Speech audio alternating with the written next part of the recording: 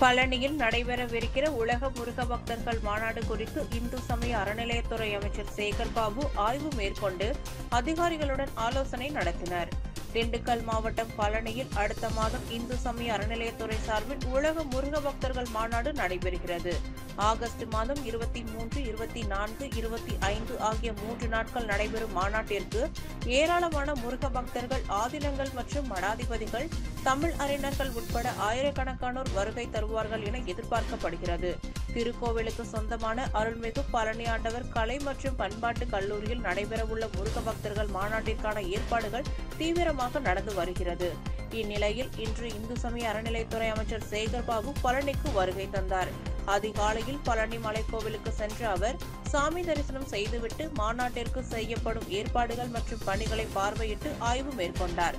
தொடர்ந்து மாவட்ட ஆட்சியர் பூங்கொடி தலைமையில் நடைபெற்ற மாநாட்டிற்கான ஆலோசனை கூட்டத்தில் பங்கேற்றார்.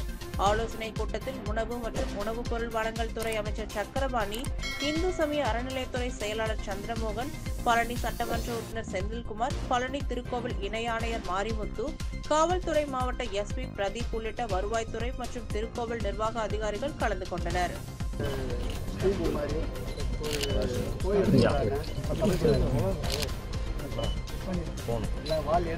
பரவாயில்லையா? போதுமா?